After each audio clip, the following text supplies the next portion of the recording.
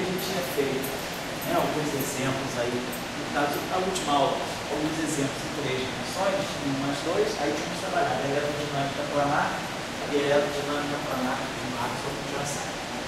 Tinha colocado para vocês aí a ideia do termo, né, de pensar, que é um termo tecnológico, ele emenda na energia do sistema, mas ele aparece na equação de campo, e aí a gente mais ou menos motivou que o fato dele não aparecer na energia, que a energia é uma grandeza métrica, ela é uma grandeza que depende de energia de quadrados de vetores, né, de quadrados de campos, então é uma grandeza métrica, e aquele termo é um termo que não tinha nenhum operador de campo elétrico e campo magnético, né, eles apareciam sem nenhuma interação de derivado. Ela era um termo de natureza que a gente tem na família patológica. Onde mais ou menos motivou isso?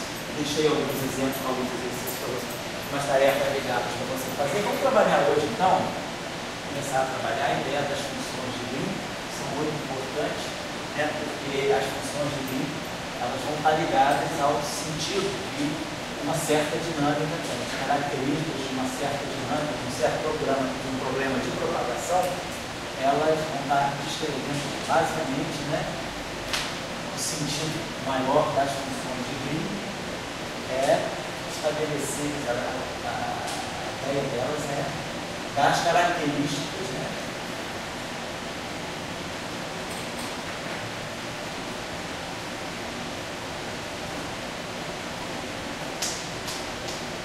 propagação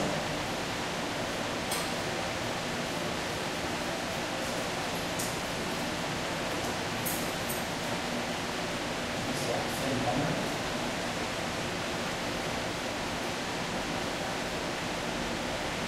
mais apropriadamente talvez uma certa interação, né?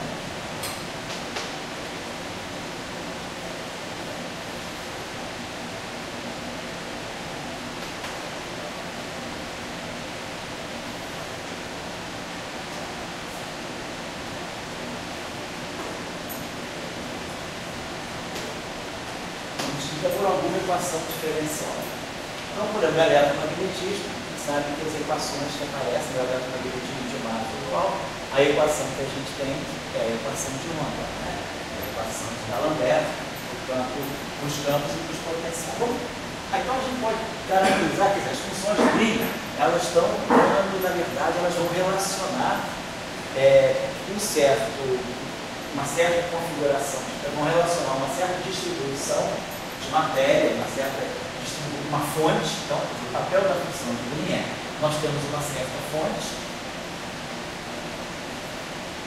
de algum tipo de campo, de algum tipo de interação. Essa fonte ela vai estar relacionada a uma certa configuração de campo. Essa fonte vai gerar uma certa configuração de campo.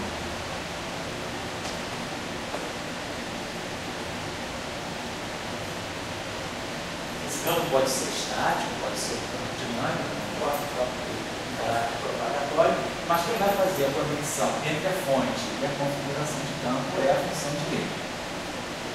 Então, o problema da função de Green ele se estabelece desse modo. Se alguém quiser ler boas fontes, bom material para estudar a função de Green, tem um livro antigo, mas um livro bem clássico, né, para estudo de função de Green, que é muito bom.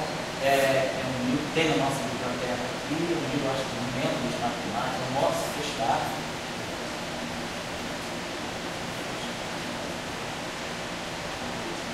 O Mosse Feshbach, tá bom? Tem também o livro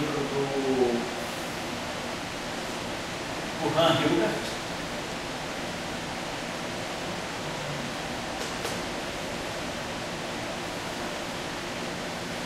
Nós temos os livros de física, em geral livros de métodos matemáticos da física, o próprio Arfken, que muitos de vocês conhecem, né? Você conhece aí, é claro.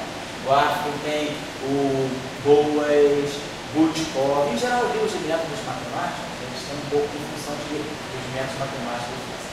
Esses livros aqui são mais tradicionais e mais rigorosos para tratar a função de Green. Então tem muitos livros que tem, mas esses aqui são do Henrique Lisboa.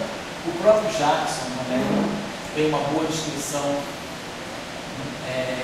funções de Jackson tanto no capítulo 1, que ele descreve o problema das equações diferenciais hiperbólicas, elípticas, parabólicas, e o problema que eu vi aqui as funções de dependentes do tempo mais à frente. Bom, eu diria que o Ran Hilbert é muito bom. É um livro assim, que dá as condições mais matemáticas para a existência das funções de Green, discute o problema em dimensões diferentes também. Então é um livro muito bom. Ele está disponível aqui no nosso blog, tanto o nosso SBAC como o Ran Hilbert são livros bem impressionantes. Como eu disse para vocês, vários livros de método matemático, o Dennehy, Boas, Arfiken, Gutkov, esses livros tradicionais também têm capítulo de funções diferenciais, mas eu considero esse aqui ainda melhor. Tem um livro também, do Baruch, um livro, eu acho, clássico elétrico, clássico fluido, do Baruch. Ele também é bom para funções de Green. Tem um livro do Carmeli, Moshe Carmeli, que é um livro de teoria clássica de campos. Esse livro aqui é de teoria clássica de campos, tá? Esse aqui também é um livro de eletrodinâmica clássica. Então, todos esses livros aqui discutem bem funções de Green. Então, é um material que não é fácil, não é difícil de encontrar boas referências. Tá? Então, eu não vou, claro, cobrir tudo, eu vou dar o que eu acho mais interessante, tentar dar algumas coisas que nenhum desses livros considera, que é, por exemplo, o problema de três dimensões, a eletrodinâmica de Jan Simons, a posição de para nesses livros a gente pode trabalhar também. O método é geral, o método que a gente vai estudar aqui, ele é o mesmo em qualquer dimensão. Então a ideia é que o conceito de função de Green é um pouco esse conceito. Ela vai relacionar uma fonte que gera um certo tipo de campo, e esse campo. Então e a função de Green, ela tem um caráter de propagação da interação. Então quando a gente fala que a onda eletromagnética, o campo eletromagnético, a interação eletromagnética, ela se propaga através da ideia de que fótons são emitidos e absorvidos, a função de Green é que vai estar descrevendo quem são esses objetos, quem são esses fótons. Então a ideia da função de Green, sobretudo a função de Green dependente do tempo, é que ela vai trazer sempre uma informação sobre o que a gente chama de partículas mediadoras, os bósons mediadores.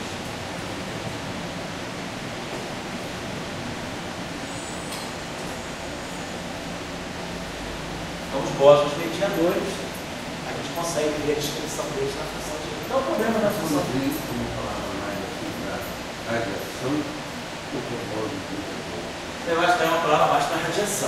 Ela vem mais ligada ao conceito de campo.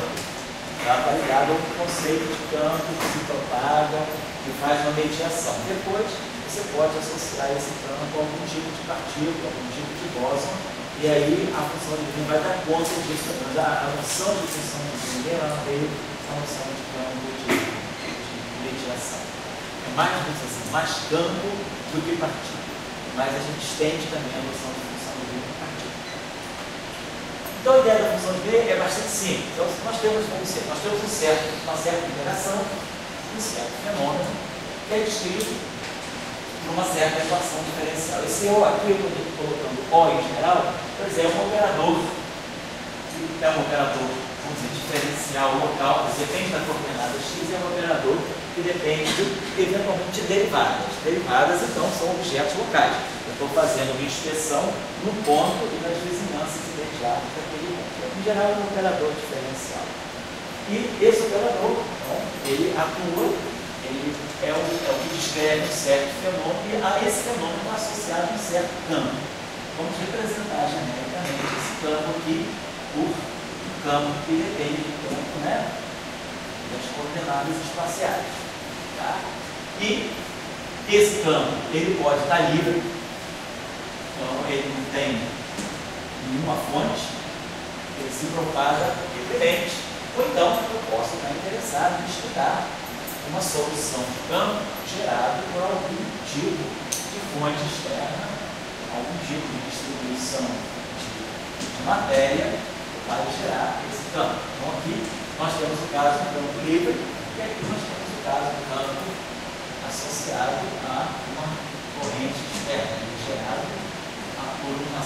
distribuição. Então, aqui nós temos o caso do campo de interação.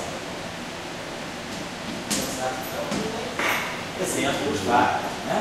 Por exemplo, equações de Maxwell, nós temos que pegar aquelas equações de Maxwell, divergência, né? Quando a gente pega a divergência direta.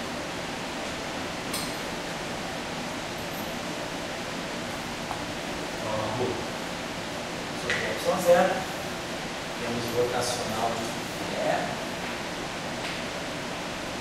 Vamos esquecer as equações, nós já tínhamos discutido aqui que as duas equações que são ditas homogêneas, que não tem fonte, né, a equação do rotacional de E e da divergência de B, no caso usual, elas são identidades, quando a gente escreve em função dos potenciais.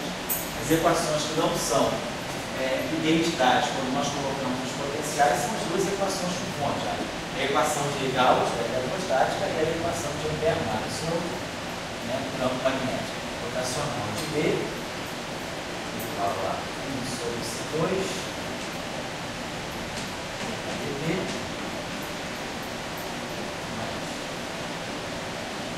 e zero. Então, nós temos as equações de Maxwell com fonte. Vamos escrever essas equações em termos dos potenciais. Então, aqui vai ficar menos Laplaciano de φ, a primeira equação vai ficar menos Laplaciano de φ.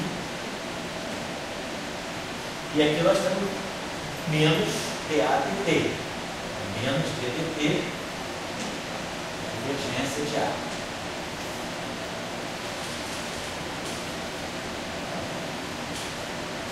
Supondo que nós temos uma corrente, uma fonte.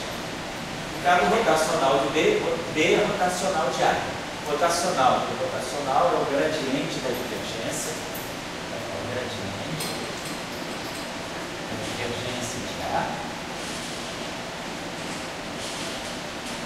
Menos o Laplaciano de A igual a 1 sobre C2 ddt, então é gradiente de φ, menos 1 sobre C2 ddt,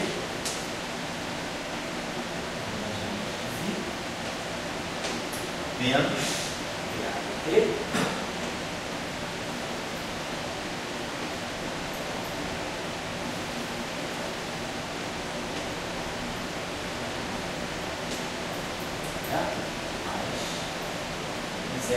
Então, são as duas equações agora olhadas em termos dos potenciais, né?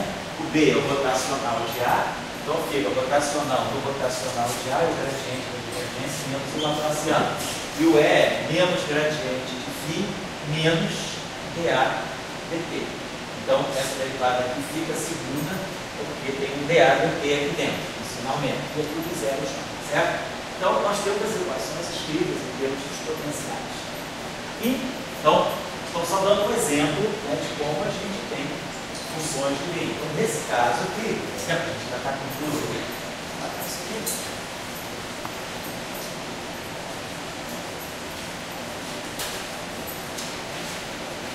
Quando nós vamos discutir melhor a simetria de gauge ali, vai ajudar a trazer uma certa simplificação nessas equações aí. Mas da maneira que está, então nós temos lá a primeira equação. Observem que os dois potenciais eles estão acoplados. Eu não tenho duas equações desacopladas, né? O φ e o A está na equação do φ e o φ está aqui na equação cerebral. Vamos colocar isso aqui de uma forma única, assim, né? Pegar a primeira equação, Laplaciano de φ. Então, isso primeira equação. Vamos deixar a Laplaciano de φ, a componente acertada mais e a dt da divergência já, né? dt já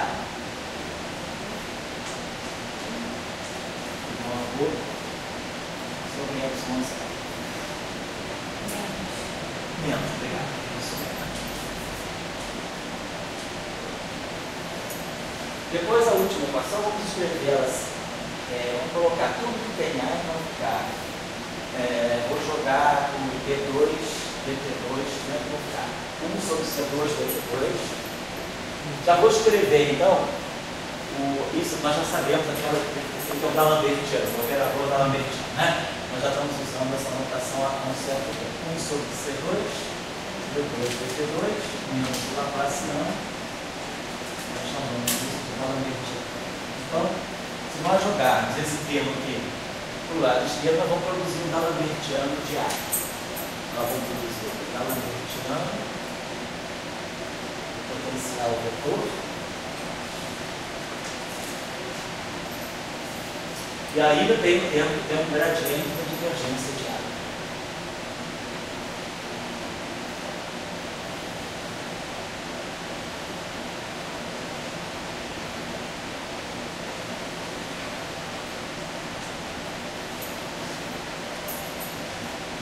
Depois nós temos o termo que tem o dφ.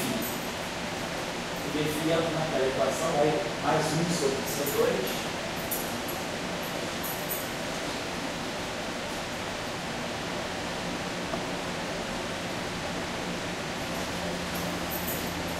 Gradiente do φ. Vamos botar o seguinte, então. Deixa eu botar esse gradiente aqui nesse. Esse gradiente aqui vai ficar 1 sobre C2. Né? dφ dt, vem cá para dentro. Trazendo esse termo para o lado esquerdo, ele vai com sinal positivo, esse termo aqui.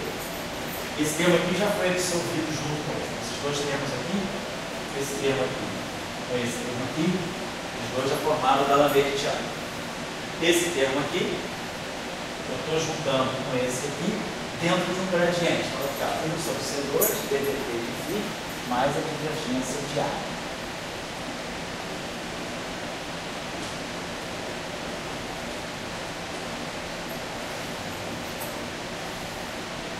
Isso igual a zero já.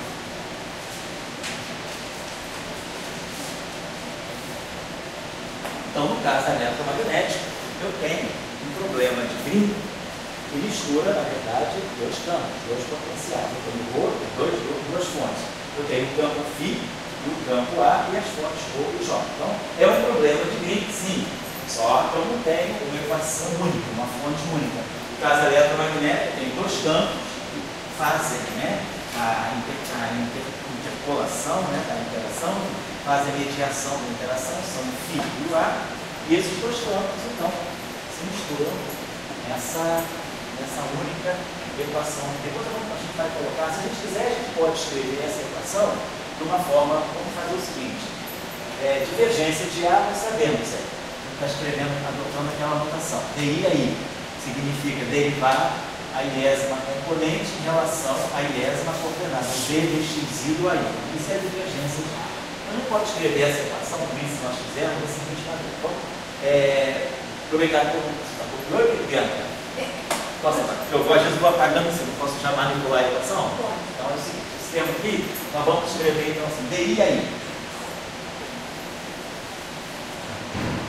Então, esse termo aqui ficou DI aí.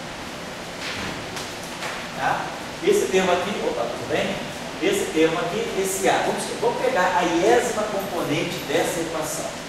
Então, a iésima componente dessa equação, então isso aqui vai ficar a componente I. Se eu estou pegando a iésima componente dessa equação, esse objeto aqui fica a componente I também.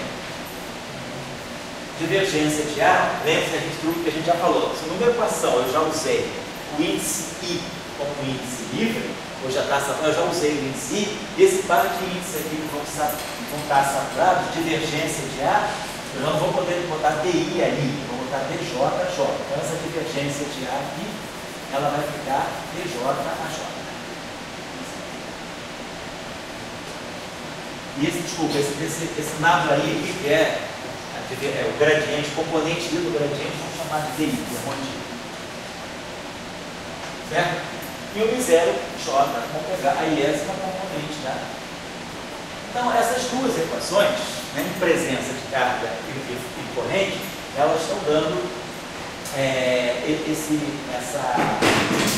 essas equações de campo para os dois campos acoplados. A gente pode botar essa equação, vamos dizer assim, de uma forma matricial. Vamos dizer que como a gente tem dois campos, a gente tem o nosso nós estamos buscando é esse parte. Então, vamos fazer uma notação assim, vamos chamar esse φ, vamos colocar o φ e o AI sob a forma de um vetor coluna. Φ A1, A2, A3. Vamos escrever essa equação em forma matricial. E como o φ e o A estão acoplados, então eles na verdade são componentes de um mesmo vetor. Como se eu pudesse definir um vetor quadridimensional, depois eu vou retomar isso aqui, tá? Só vamos aproveitar isso aqui. Então, vamos fazer isso aqui. Então, eu vou adotando essa notação aqui, eu vou escrever essa equação sob uma forma matricial assim, certo? Vou pegar essa matriz aqui,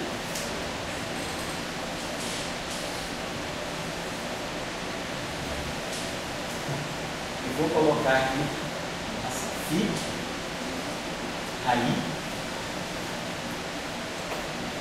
isso aqui, então, igual. Aqui eu tenho o menos ρ, né? Então eu vou ter menos ρ sobre epsilon 0 e zero j. Certo? Agora vamos ver. O que está atuando no φ? Aqui vai ficar um laplaciano. E aqui, atuando nesse cara, eu vou ter dt/di. Vocês estão observando? Isso aqui é uma matriz, estou formando uma matriz 4×4. Aqui é como se eu estivesse nessa linha, na 2 que vai atuar aqui. dt dx que vai atuar aqui, dt dy que vai atuar aqui e dt dz que vai atuar aqui. Então isso aqui é uma linha com 4 colunas. Esse aqui é a primeira linha, a primeira coluna. Depois eu tenho uma coluninha aqui nessa mesma linha, dt dx, dt dy, dt dz, tá certo? E depois, agora, essa parte aqui, que vai estar atuando aqui. O φ, ele está sendo atuado por 1 sobre C2, aqui eu tenho 1 sobre C2, dt di. Então, se vocês observarem, isso aqui vai bater aqui. Então, isso aqui, ó, isso aqui é uma única linha com 4 colunas. Agora, aqui eu estou produzindo ó, 3 linhas. dt dx1, dt dx2, dt dx3. Cada uma dessas linhas, quando bater aqui, vai dar uma componente do gradiente de φ. E aqui, que está pegando o AI, vai ser o D'Alembert-iano, delta, vamos botar assim, talvez seja bem, vou colocar assim, D'Alembert-iano AI, um D'Alembert-iano, mais esse termo aqui, DI, aqui é melhor então, vamos fazer o seguinte, eu vou colocar aqui em cima, DI, tá? Eu vou colocar esse, e aqui eu vou querer colocar alguma coisa que vai, esse termo aqui, né, vai estar atuando, vai dar um DI/PJ, vamos colocar assim. Essa componente, essa equação aqui, está tudo na componente I. Então, vamos fazer o seguinte: precisa mais uma caixa, vamos ver se vai ser melhor fazer isso aqui. Vou colocar aqui um DJ, vou colocar aqui um DJ, isso. Aí aqui eu vou ter um DI, aqui eu vou ter um DI, um delta, vamos ver se assim fica perfeito. Olha só, o que eu estou fazendo? Isso aqui está atuando aqui, e isso aqui está dando dt dx, dt dx, dt dx, então isso aqui está batendo. Agora, isso aqui é uma matriz, esse pedaço aqui, então tem 3 linhas, uma única coluna, está batendo aqui, e esse carinha, quando bater aqui, ele vai, o delta J, a J vai produzir o D'Alembert-iano I, e isso aqui, DI dj, está produzindo esse termo aqui. Então, na verdade, ó, isso aqui é uma única linha com 4 colunas, e aqui eu tenho, ó, isso aqui é uma matriz com 3 linhas numa coluna, e isso aqui é uma matriz 3×3. Então, ou seja, eu formei uma matriz 4×4. Então, isso aqui é uma matriz 4×4. Cujos elementos são operadores diferenciais. Então, são operadores diferenciais que estão atuando aqui nesse vetor coluna, para produzir essa equação. Por que eu estou colocando isso? Para poder colocar a equação de Green sob uma forma compacta. Eu tenho um operador que nesse caso é um operador matricial e diferencial, atuando nesse objeto, vai fazer o papel de meu campo único, adotando φ e A no mesmo campo, e isso aqui qual é a fonte? Então, a equação tem essa estrutura. Só que naquele caso, o operador, como no caso das equações de Maxwell, o operador óptimo não é simplesmente um operador diferencial único, mas é uma matriz cujos elementos são operadores diferenciais, né, que estão atuando. Então, essa equação aqui, ela reproduz exatamente esse sistema, certo? Esse D'Alembert é um dado lá que vai produzir isso, esse Laplaciano. E aqui eu vou ter dt para cada um desses atuando aqui. Que na verdade eu estou colocando isso. Só fiz isso. Depois, esse pedacinho aqui, isso aqui, mais isso aqui.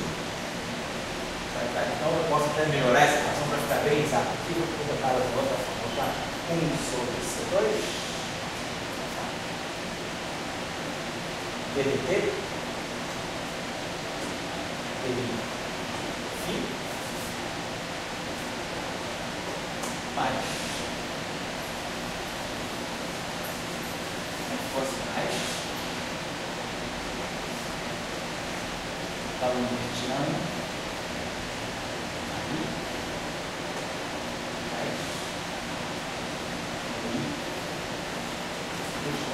é aquela mesma equação, estou reescrevendo aí. Então, a gente vê que desse modo, ó, esse termo aqui batendo aqui produz isso, e esse termo aqui está exatamente aqui, D'Alembertiano, delta e j, a j está D'Alembertiano aí, di, dj, a j.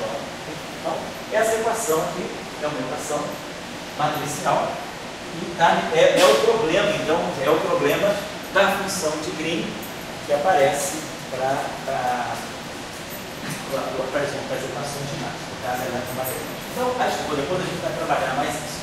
Estou só exemplificando. Por exemplo, se nós pegarmos, né, que nós tínhamos já falado, aquele chamado campo de Klein-Gordon, um campo escalar, satisfaz essa equação, por exemplo, D'Alembertiano, mais um psi, né, atuando no campo φ igual a um certo j.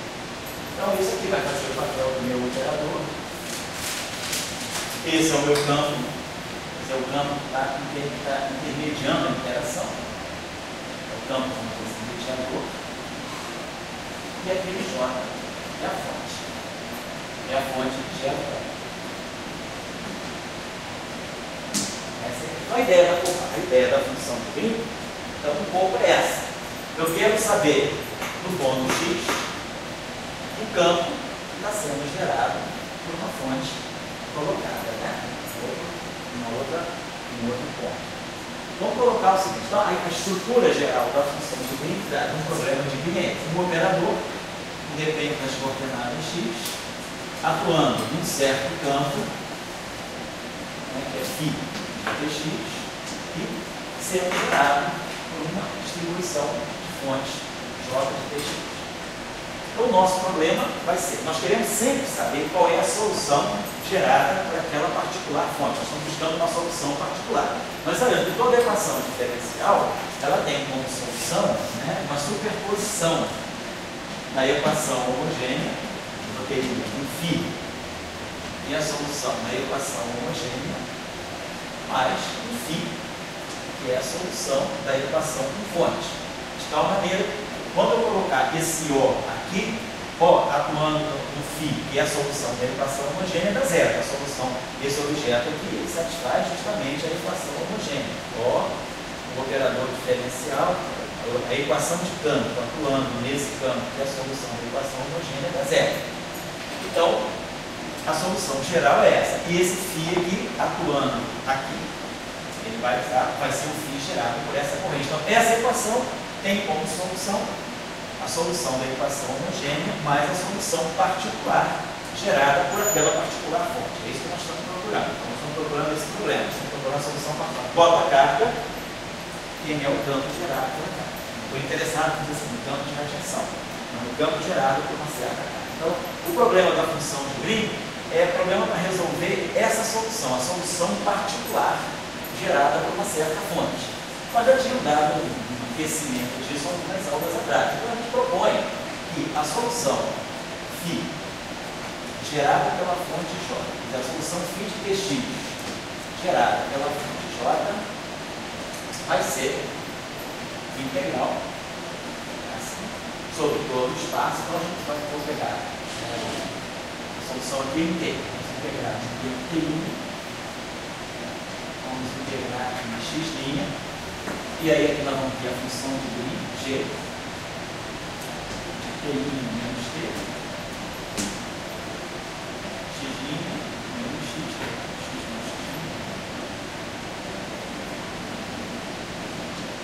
quando a fonte constante T' com a posição J'. Então isso aqui é o papel da função de Green, onde, claro, esse objeto aqui, que é chamado a função de Green, ela vai satisfazer essa equação diferencial.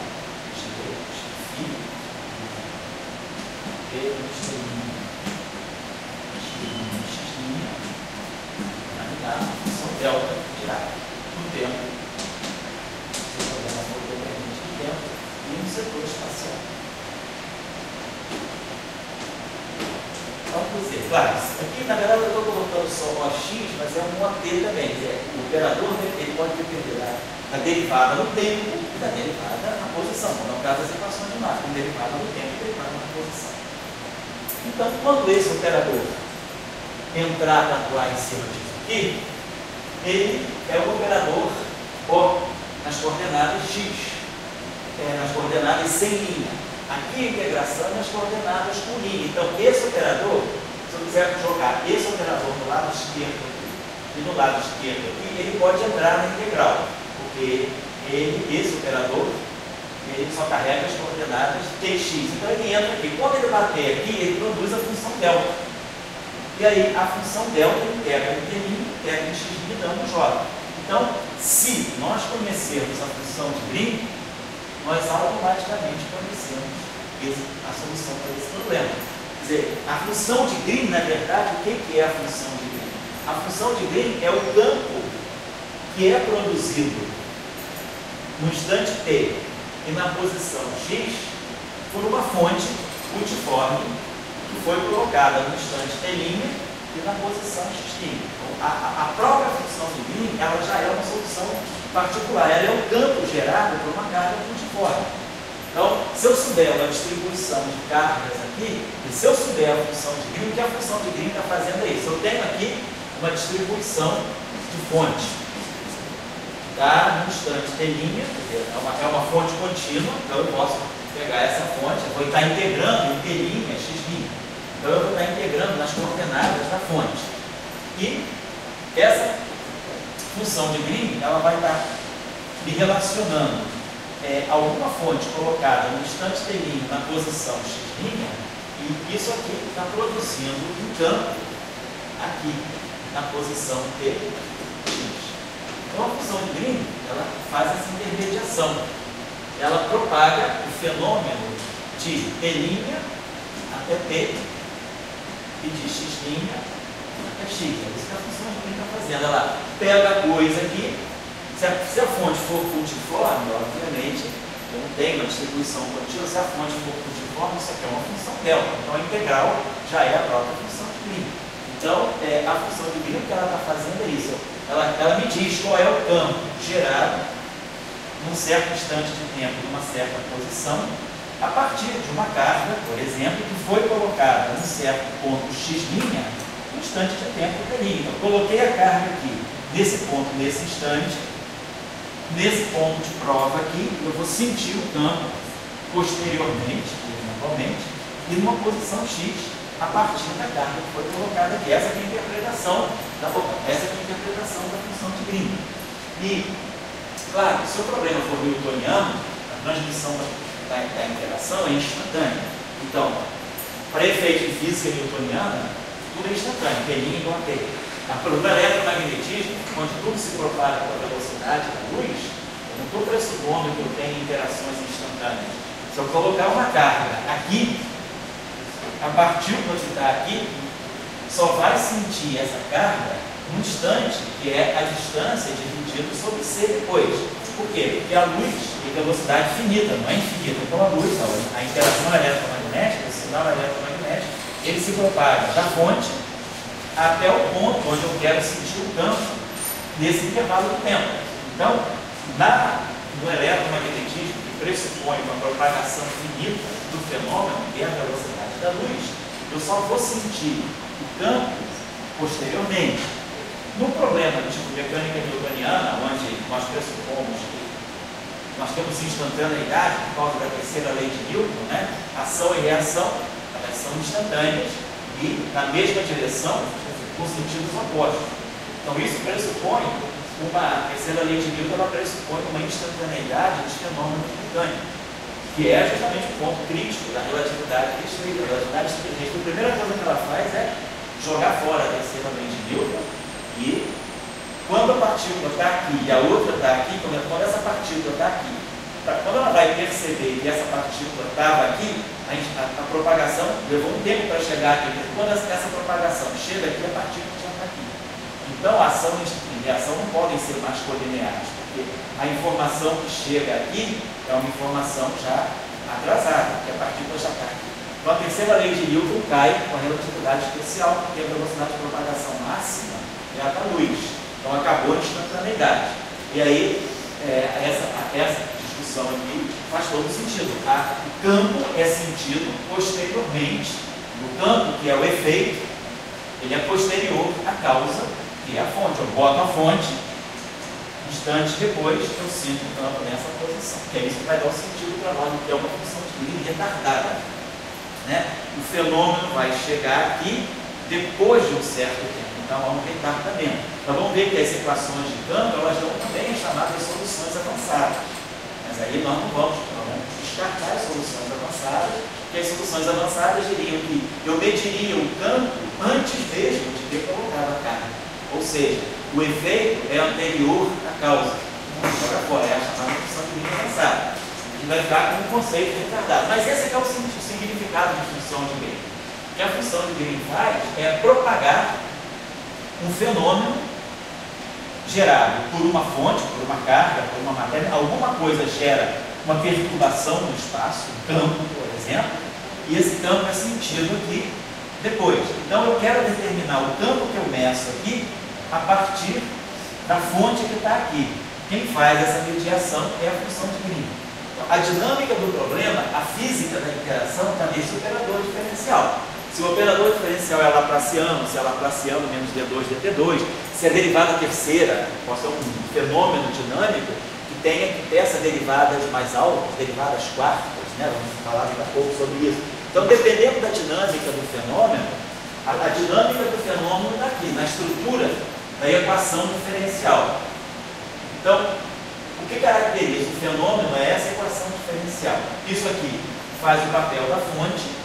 E isso aqui é o campo medido no instante de tempo t na posição x a partir de uma fonte que foi colocada no instante t' na posição x.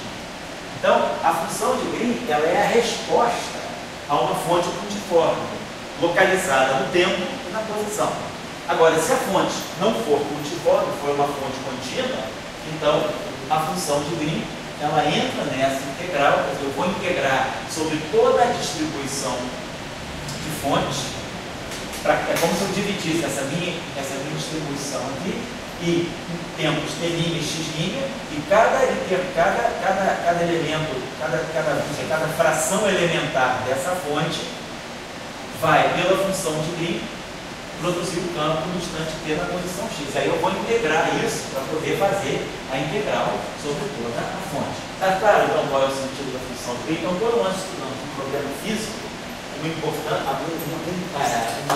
informação muito grande vem da função de Green, que é ela que diz como o fenômeno se propaga. Ela vai dar a velocidade de propagação do fenômeno, se o elemento intermediário, se a propagação ela tem velocidade maior do que a da luz e menor do que a da luz.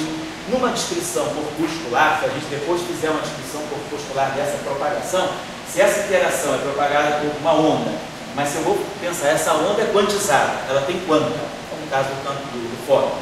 Então, qual é a estrutura desses quanta? Será que esses quanta são que nem um fóton? Qual é a característica desses quanta? Eles têm que massa? Eles têm que spin. Então, será que a propagação, essa interação, ela é mediada por quê? Por um bóson de spin 1, por um bóson de spin 0. Bóson de spin 1 é o caso das interações fracas, é o caso da própria eletromagnetismo. Bóson de spin 0 é uma aproximação da física nuclear. Bóson de spin 2 é a gravitação. A gente espera que o fenômeno gravitacional possa ser mediado pelo gravitão, que é um quantum de spin 2. Então, a função de Green, ela codifica todas essas informações para nós. Toda a estrutura de propagação, seja da radiação e da partícula, se a gente depois fizer uma descrição corpuscular dessa radiação, a função de Green vai me dizer exatamente quem são esses quanta dessa radiação descrita por essa interação associada. Está claro o conceito? Isso é a função de Green. Tá? E agora a função de Green se desdobra em várias categorias. Nós temos as funções de Green estáticas, o problema não tem uma dependência do tempo. Então, eu não tenho algo propagatório, eu tenho coisa estática, mas eu consigo determinar a fonte do ponto X a partir da distribuição de cargas do ponto X'. Tem um problema depois dependente do tempo. E aí nós vamos ver, nós podemos ver a função de avançada e a retardada. E depois nós temos um problema também nas teorias, quando a gente quantiza esse campo, e aí a gente vai para aquilo que não é mais o campo clássico, mas é o campo quântico, nós vamos falar daquilo que é o propagador. O propagador é uma função de Green, só que não é uma função de Green nem avançada nem retardada, é o que nós chamamos de função de Green causal. Então vamos falar um pouquinho só sobre isso, porque é muito objeto do nosso curso, mas já dá para entender tranquilamente. Então, sempre que a gente tiver um problema físico para descrever uma interação, a primeira coisa que a gente deve conhecer é a função de Green associada àquela interação. Que ela vai me descrever o que é aquela interação. Ela é de longo alcance ou é de curto alcance? A interação é atrativa ou a interação é repulsiva? Então, quando eu falo, a interação eletromagnética, ela é de longo alcance, ela cai com 1 sobre R, o potencial, e ela é atrativa ou repulsiva, dependendo dos sinais das cargas. A função de Green me diz isso. A interação gravitacional, ela era sempre atrativa. Hoje a gente sabe que pela escala macroscópica, a gente tem repulsão anti-gravitação devido à energia escura.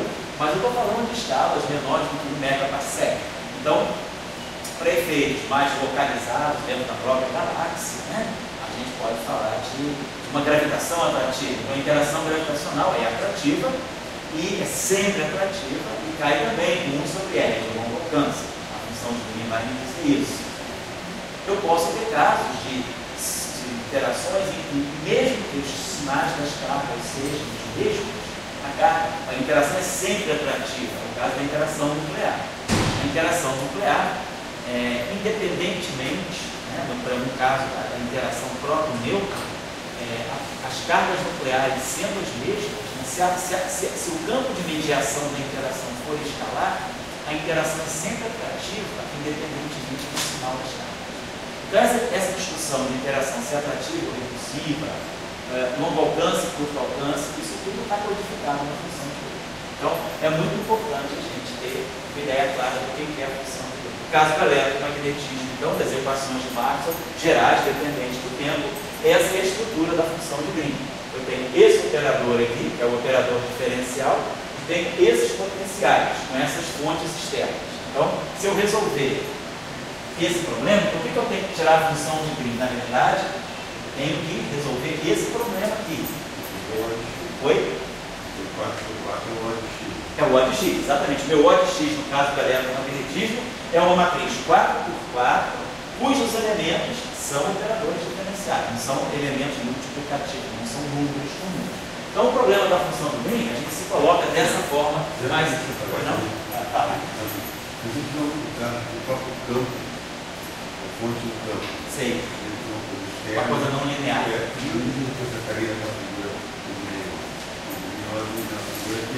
Isso. O que você está dizendo é isso. Será que se é o caso do campo gravitacional, por exemplo, né?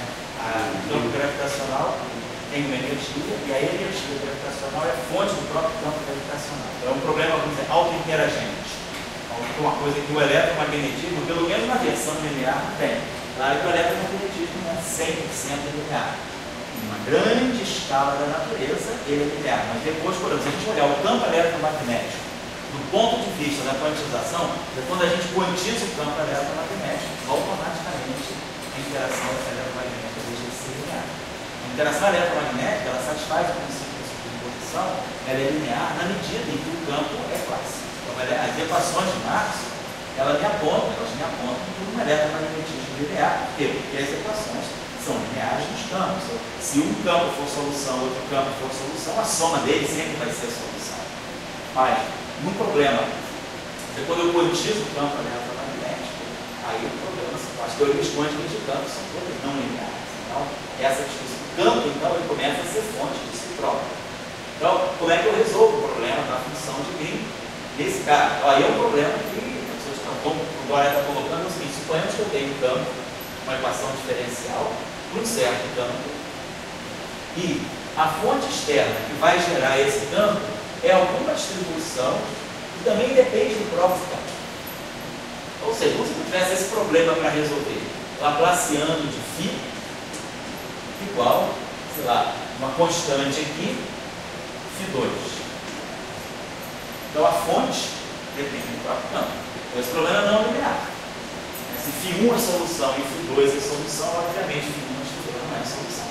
Então o princípio da superposição, o princípio da linearidade foi embora. E aí, como é que eu resolvo essa função de Green? Se agora eu teria que resolver isso dessa maneira: nábula 2 menos si φ igual a zero. Eu preciso conhecer isso. Mas esse objeto aqui já depende daquilo que eu não conheço.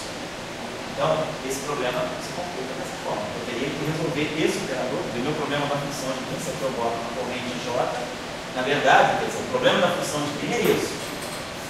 A função de Green, G, T menos T', X menos X', ela é o inverso desse operador, vou colocar assim, atuando na função delta. E a função de Green, na verdade, é o inverso do operador, que é a equação de J, né?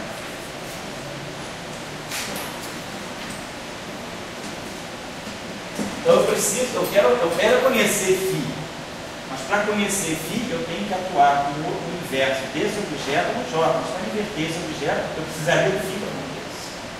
Então o problema é não linear, e aí a gente tem métodos especiais para resolver isso. Por exemplo, métodos perturbativos, ou então, em alguns casos, a gente consegue resolver isso exatamente.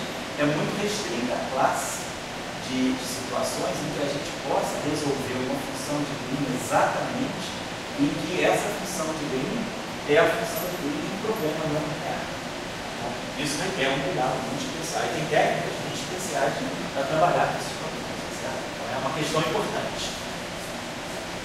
Bom, então, a ideia da função de Green é essa, é inverter que aparece. Então, por exemplo, só para a gente pegar um exemplo bem simples, né? Suponhamos que eu tivesse esse problema. A derivada, um problema bem simples de uma dimensão. A derivada segunda, d2 dx2, de uma certa função φ de x menos x', é o delta de x menos x'. Isso aqui é um problema estático, não tem dependência temporal, e é um problema em uma dimensão, só tem uma coordenada x. Então qual é o meu problema? Eu tenho um operador diferencial de segunda ordem atuando nesse objeto. Quer dizer, vamos colocar esse problema nesse modo. Vamos colocar assim. Eu tenho isso aqui atuando no campo φ de x, e isso aqui é gerado por uma fonte J de x. Esse é o problema, vamos dizer, um problema muito simples de uma função de Green estática, não tem dependência, é unidimensional. Então eu tenho um operador atuando no campo a partir de uma fonte. Então essa fonte vai gerar uma perturbação φ de x. E a dinâmica associada a essa perturbação que essa fonte gera é descrito por esse operador. Então esse é o problema da função de Green. Então, se eu quiser olhar esse problema, eu vou ter que reduzir esse problema ao problema da função de Green. Então a solução φ gerada pela fonte J vai ser integral de x' da função de Green g de x menos x' atuando na fonte J de x'. Então, com esse problema, a minha solução é essa, com essa função de Green. Então, se eu aplicar esse operador aqui do lado esquerdo e aqui do lado esquerdo, esse operador é d2 dx2, ele entra aqui. Quando ele entrar aqui, eu vou ter d2 dx2 da função de Green. Então, para nós, a função de Green, ela vai ter sempre esse caráter. O operador dá a dinâmica do problema, que descreve o problema. Atuando na função de Green, ele tem que dar a função delta. Ou seja, a função de Green é sempre aquela configuração de campo gerada por uma fonte multiforme. Então, se eu tiver não uma fonte contínua J, mas uma fonte localizada no ponto X', o meu problema é a minha fonte, a distribuição de carga que eu tenho é um J de X, que é um delta de X no G, ou seja, eu tenho uma carga localizada no ponto X'. Então, isso aqui vai gerar esse campo, essa perturbação. Isso é a função de Green. Então, se eu sei que isso é o delta, quando eu aplicar esse operador aqui e aqui eu vou produzir o delta na integral, então eu vou ter D2 dx2 igual a J. Resolvo o meu problema. A minha questão, então, está aqui. Resolver essa situação. Qual é a função cuja derivada segunda me dá o delta de Dirac? Então, nós já conhecemos as nossas famosas distribuições. Todo mundo lá conhece a função de Heaviside, né? A função integral, step function. Então, a gente sabe que a função integral ela tem essa característica. Perto de x, ela é 1 para x maior do que 0, e ela é 0 para x menor do que 0. E aí, nós sabemos que a derivada aqui é 0, a derivada aqui é 0, mas a derivada aqui tem um salto infinito. Então, a gente sabe que lá da teoria das distribuições, que a derivada de x, perto de x, é o delta de Dirac.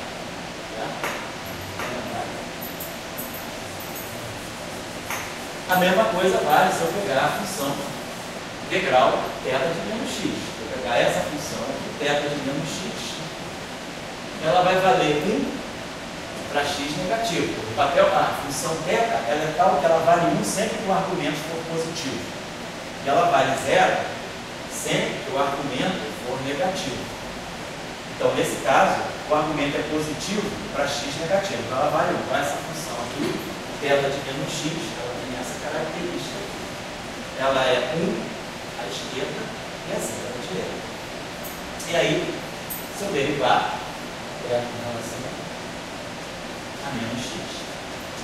Então, a derivada disso em relação a menos x, pela regra da cadeia, eu derivo θ de menos x em relação a menos x, que vai dar o delta de menos x. E depois derivo menos x em relação a x, que dá menos 1.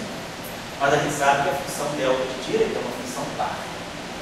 Então, essa relação aqui, a derivada em x da função θ de menos x, essa função agora que nós chamamos de epsilon de x, que é θ de x menos o θ de menos x, isso é o que nós chamamos de função integral.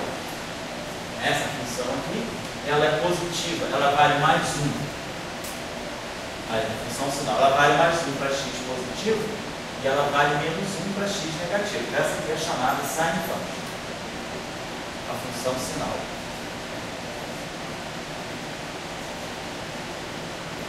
Ela, na verdade, dá o sinal de x. Se x é positivo, ela vale mais 1. Se x é negativo, ela vale menos 1. E aí a gente vê também que a derivada da função sinal em relação a x, quando eu derivo isso aqui, eu produzo o delta de x. Quando eu derivo isso aqui, eu produzo menos o delta de menos x. Menos o delta de x vai dar 2 delta de x. Então, eu posso dizer que o meio da derivada em relação a x da função sinal é o delta de x. Então, o delta de x ele tem representações como derivadas, né, da função, funções desse tipo, função integral ou função sinal. Então, vamos guardar essas relações porque elas vão ser importantes para nós.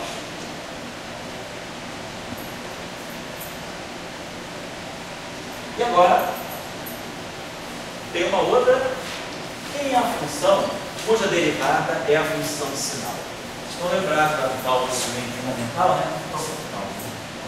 Cálculozinho, que se nós pegarmos a função módulo de x,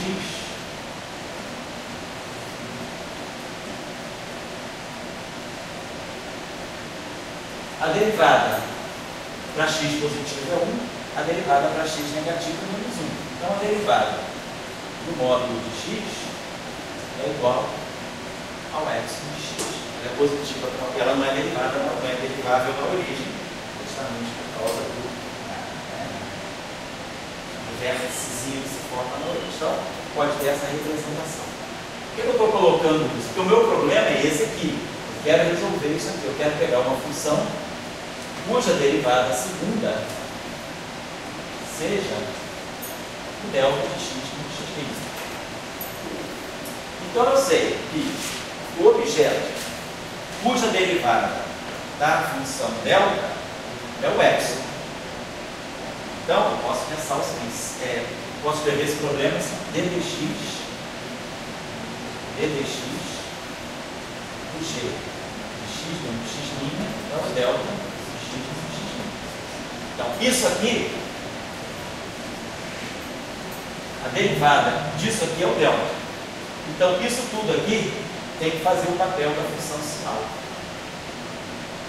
Isso aqui é a derivada, um meio da função sinal. E se isso aqui for um meio do epsilon de x menos x', se eu tirar a derivada, claro, a derivada disso aqui é delta, mas se eu pegar a derivada de x menos x', isso aqui é o delta de x menos x'. Só transladar o argumento. X' é uma constante, então se eu faço ddx do epsilon de x ao delta de x, obviamente, se eu derivar isso aqui, né, em relação a x menos x', eu derivo isso aqui em relação a x menos x', eu derivo x menos x' em relação a x. Então a derivada disso em relação a x aporta x menos x'. Então é claro, se isso aqui, a derivada segunda é que é o delta, é porque esse objeto aqui, que é a derivada primeira, está fazendo o papel da função sinal. Então, se isso aqui é a função sinal, isso aqui deve ser a função módulo de x. E aí você fala, isso aqui é o módulo de x, a derivada do módulo de x da função sinal, a derivada da função sinal da função módulo. Então, a gente consegue ver que, para resolver o problema desse probleminha de Green simples, né, d2, dx2 do g de x menos x', sendo o delta de x menos x', a solução que a gente tem imediata aqui é que essa função de Green seja o meio do módulo de x'. Se eu derivar a primeira vez, eu ganho o epsilon. E o meio da derivada do epsilon é o delta. Então a função de Green, então, na verdade, que a gente está dizendo que o inverso do operador derivada segunda é a função delta. Então isso está me dizendo que se eu quiser calcular o campo φ de x, eu simplesmente vou fazer isso. Vou fazer a integral de x' do meio do módulo de x menos x' atuando no j de x'. Então, se eu sei essa distribuição, se eu conheço essa função, ao fazer essa integral, eu estaria resolvendo esse problema.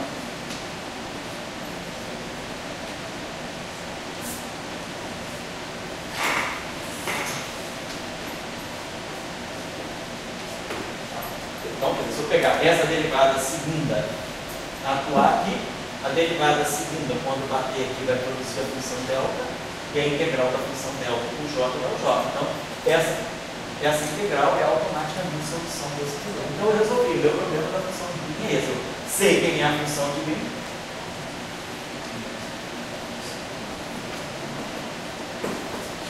E a função de Green, o que é?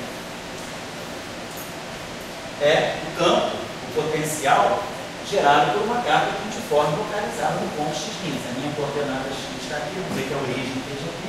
Eu tenho uma carga circulada aqui. Então, se eu tomo um ponto x, aqui, o potencial gerado nesse ponto x por uma carga colocada no ponto x é o meio do módulo x no x'. Quer dizer, esse é o problema da eletrodinâmica da eletromagnetismo em uma dimensão. Suponhamos que eu tenho um problema, né, de uma dimensão. Então, o campo elétrico em uma dimensão, o campo elétrico é um vetor unidimensional. A minha equação de divergência de E igual a ρ sobre F converso. Suponhamos que eu estivesse fazendo eletrostática em uma dimensão. Então o problema é unidimensional. Então isso aqui é ddx do E dx igual a ρ sobre F converso. Mas suponhamos, quer dizer, o campo elétrico é menos o gradiente do potencial. Então isso aqui está dando para nós menos V2 dx2 de x igual a menos aqui. Então isso tudo para mim aqui está fazendo o papel da fonte J de x. Então o meu problema, a eletrostática em uma dimensão, se eu tiver uma carga aqui nesse ponto, o campo gerado por essa carga é a função de meio. Campo gerado. Se eu tiver uma carga, então, localizada no ponto x', a minha equação V2 x2 g x menos x' igual a delta x menos x'. Eu tenho esse problema, porque uma carga situada no ponto x'. Se eu tenho uma carga situada no ponto x', eu sei que é isso aqui.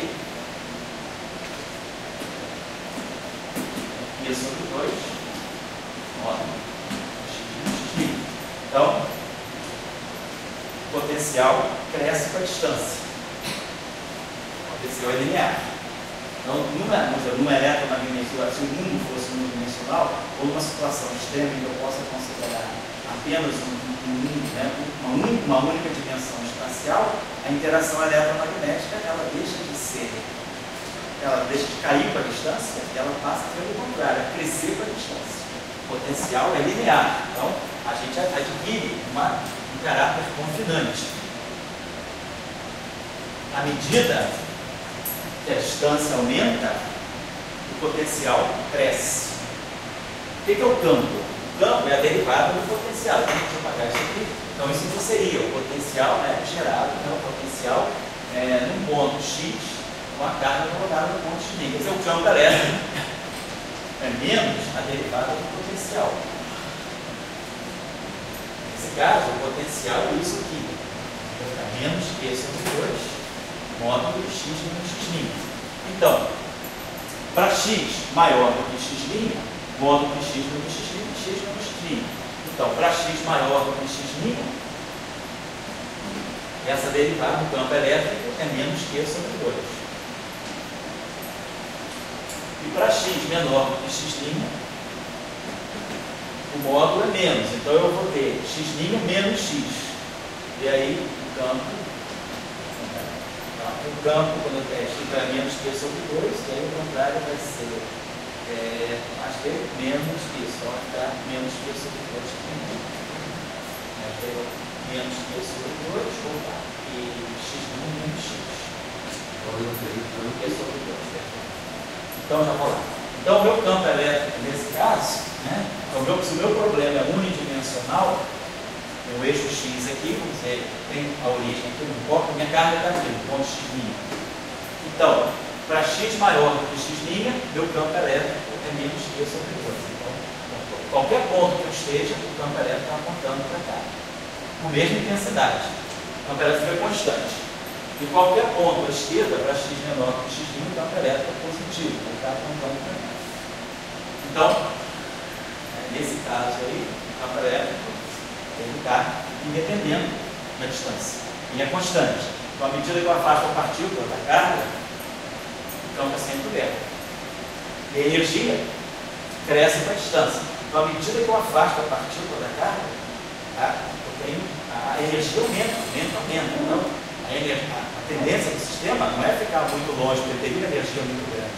A tendência do sistema é ter sempre pequenas distâncias, por isso que o caráter é confinante.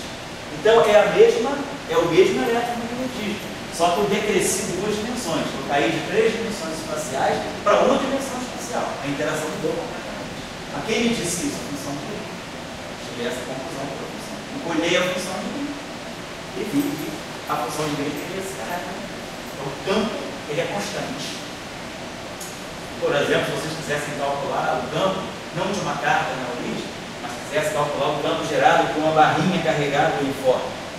Então, vamos dizer que o nosso J de x, eu sei que eu vou fazer esse exercício, só uma integralzinha que vocês podem fazer, mas quanto a distribuição de cargas fosse essa? Eu tenho uma barrinha entre o ponto L e o ponto L1 e o ponto L2. Então, eu tenho uma distribuição de carga uniforme aqui. E aí eu quero saber o potencial e o campo nesse intervalo para fora, em todo o espaço, aqui dentro, para fora e para cá. Então, como é que fica? É só fazer. Bom, quem é essa distribuição de carga? Primeiro, quem é o J de X? Quem é essa distribuição de corrente? A distribuição é uniforme aqui. Aqui ela é zero. E aqui ela é zero. Então, ela é zero para cá. Então, eu deveria ter um θ de L2 menos X. Devo ter um θ de L1 menos X. E aqui um lambda, que é uma densidade constante. Vê se essa função reproduz isso. Para x maior do que L2, esse argumento fica negativo. Então esse θ zero. Para x menor do que L2, L1 menos x é positivo. Então isso é o contrário. Para x menor do que L1, isso aqui também é negativo. Então isso aqui dá zero. Agora, quando x é menor do que L2, isso aqui é positivo, então dá 1. E quando x é maior do que L1, isso aqui também é positivo, dá 1. Então essa função aqui descreve essa distribuição. Se eu tiver uma distribuição de carga contínua, uniforme, aqui, nesse intervalo, a distribuição de carga é isso aqui. Tem essa função θ, tem essa função θ, então ela é zero aqui, ela é zero aqui, e ela é constante igual a lambda aqui. Então é só colocar isso aqui e resolver essa integral. Mas, obviamente, vamos fazer essa integral com a lambda de A. Certo? Entenderam como é que é o problema? Agora eu poderia colocar, não, suponhamos que a densidade de carga não seja uniforme. Eu pudesse ter uma densidade de carga aqui que fosse lambda X. Então, aqui no interior, eu tenho uma densidade que não é constante, é uma função lambda de X. Eu poderia ser, sei lá, uma função, uma densidade de carga que seria módulo de X, módulo de X. Esse intervalo aqui é positivo, não seria isso. Tem uma densidade de carga linear. Aqui. A mesma coisa, calculo o potencial, calculo o campo em outros casos. Entenderam como é que o problema funciona? Então, se eu souber a função de Green, eu sei tudo sobre a interação e sei tirar também as configurações de campo. Certo? Então, isso seria um exemplo muito simples de aerodinâmica linear. Tá? Vamos pegar se eu tivesse um problema com uma derivada superior. Se eu tivesse um problema com uma dinâmica que não fosse mais derivada seguinte, mas que fosse derivada inversível.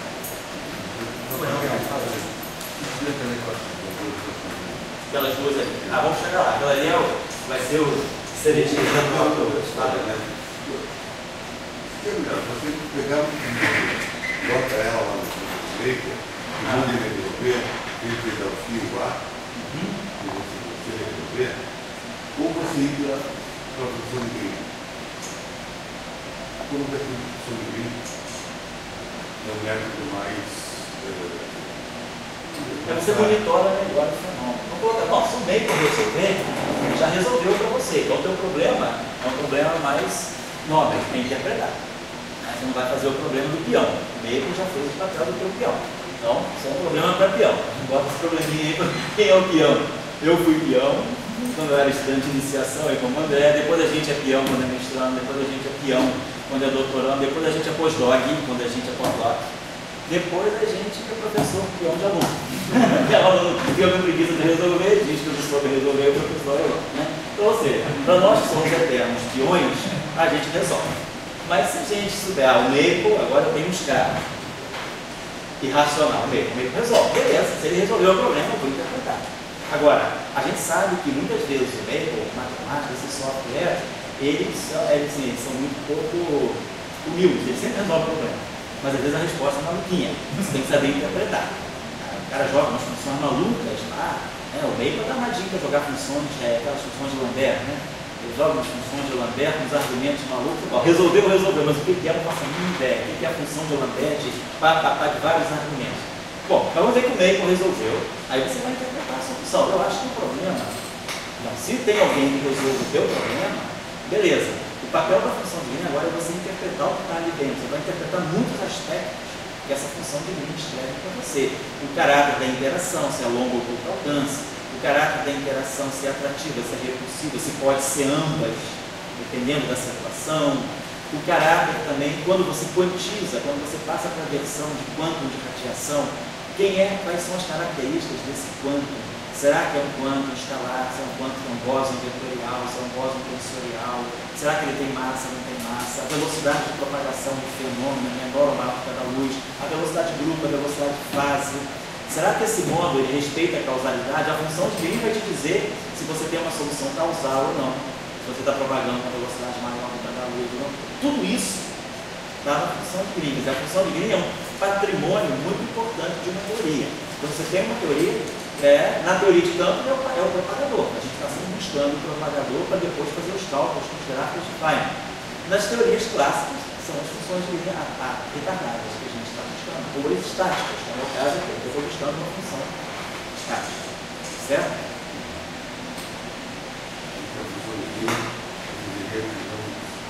Antes, para pegar campo elétrico, você entendeu o campo elétrico,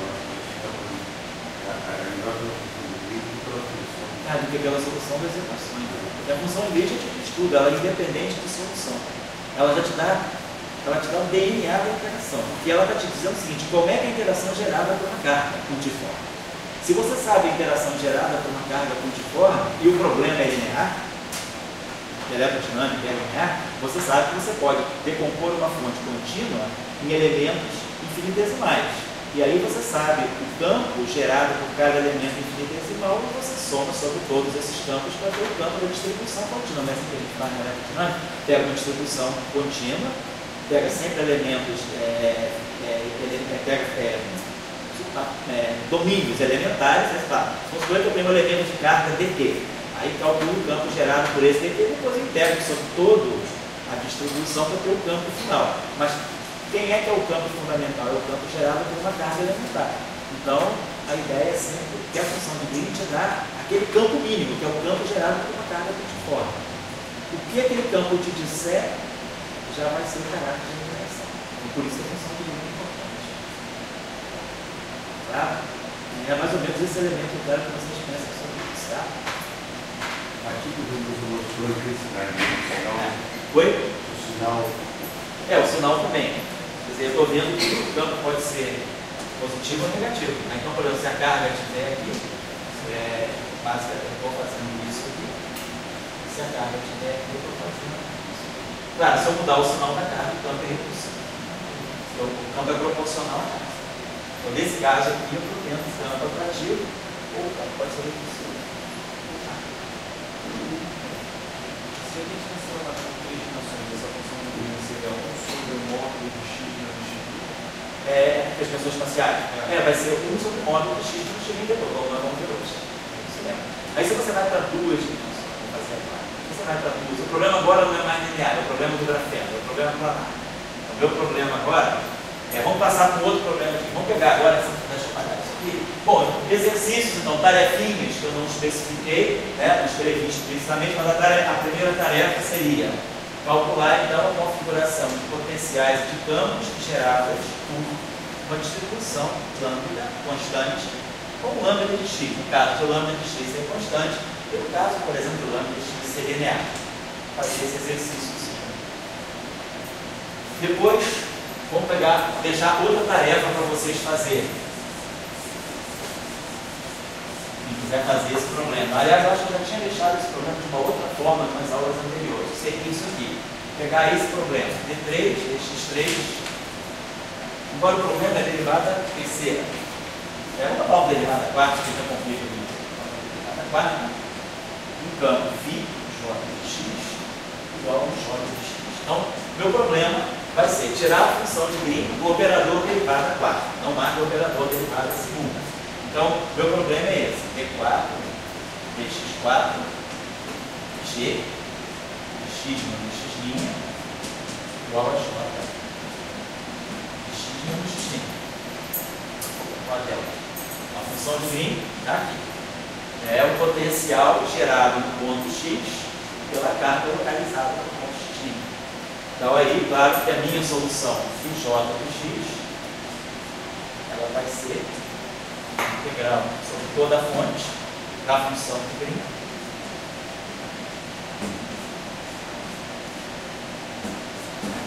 Então, se eu souber resolver a segunda linha, automaticamente a última linha está resolvida. Então o meu problema é só saber qual é a função cuja quarta derivada da função delta do tiro. Mas não sabe que é a função cuja derivada segunda da função delta do tiro, que é um meio do módulo de x do x'. Eu já sei resolver metade do problema. Agora eu teria que procurar uma função cuja derivada terceira, né, cuja derivada da derivada terceira dá o delta. Então, essa derivada terceira, essa derivada que dá o delta, né, vocês vão resolver o problema de trás para frente. Quem resolveu o segundo, resolve o terceiro. Resolvendo o terceiro, vocês chegam lá. O problema não, sabe? A gente começou assim, a gente resolveu o problema com uma derivada só, viu que era a função sinal. Depois resolveu o problema com duas derivadas, viu que era a função móvel. Agora resolve o problema com três derivadas, e depois resolve o problema com quatro derivadas. Bom, e aí a gente tem a função de Green, né? Certo? Então, tarefinha, eu não vou nem mais, né, falar.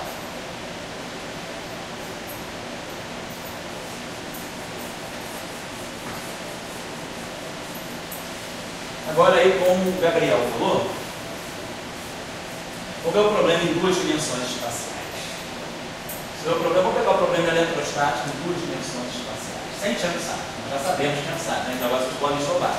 Professor, vou fazer com Maxwell Chern-Simons, né? Ou com Maxwell Chern-Simons. Então vamos ser humildezinhos, vamos fazer só com Maxwell, porque enquanto a tarefinha vai fazer com Chern-Simons, né? Vamos fazer com Maxwell, então o problema de Maxwell, divergência do campo elétrico, problema em duas dimensões espaciais, do plano, problema do grafeno. Divergência de E igual a ρ sobre ε0. Então, essa equação fica Laplaciano menos Laplaciano de φ igual a ρ sobre ε0. Então, é claro, meu problema de Green vai ser Laplaciano de G de x menos x' igual a delta em duas dimensões espaciais, delta x menos x.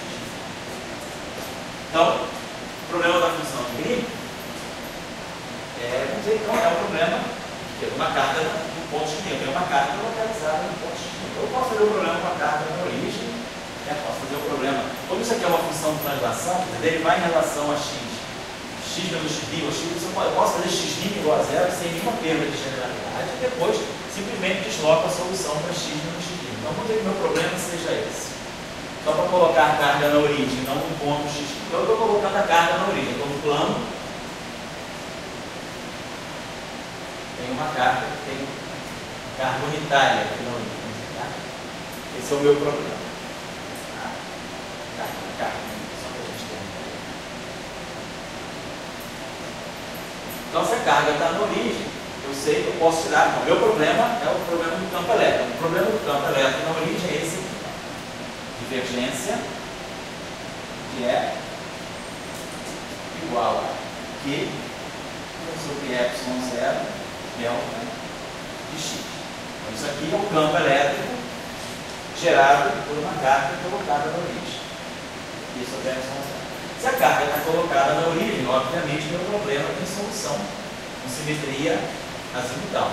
Né? O problema só depende de R. Então, é claro, no campo elétrico aqui, todos esses pontos, ele deve ter o mesmo valor. Então, o campo só deve depender de R, não deve depender do ângulo polar θ.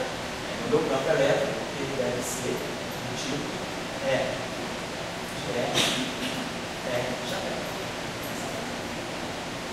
Então, agora vamos usar a lei de Gauss em duas dimensões. Quando o meu campo está aqui, integral da divergência, né, é o fluxo. Então, tem que fazer o fluxo desse campo aqui. Só que é o fluxo, não uma superfície. Né, que o fluxo em duas dimensões, em três dimensões, é o fluxo através de uma superfície. Então, a gente pega o campo e pega o elemento de área. Aqui, o fluxo é através desse elemento aqui. Isso aqui é o quê? Isso aqui é o L de θ. Né? É uma distância R. Eu estou fazendo o meu fluxo, em vez de ser uma superfície esférica, é o comprimento desse arco. Então, o meu fluxo aqui, quer dizer, como esse problema tem simetria esférica, eu vou botar o meu elemento por onde vai estar saindo o fluxo é o elemento R de θ. Mas como o problema não depende de θ, quer dizer, a integral, o fluxo de E vai ser a integral de dθ com 2π. Então sempre vai dar 2π R vezes o campo elétrico. E aí, quando eu integrei isso aqui, eu fiz aqui no fundo de integral, a integral no plano, integral, né, faço a integral nessa superfície, faço a integral nesse disco. Então a integral nesse disco, quer dizer, estou dando o teorema de Gauss.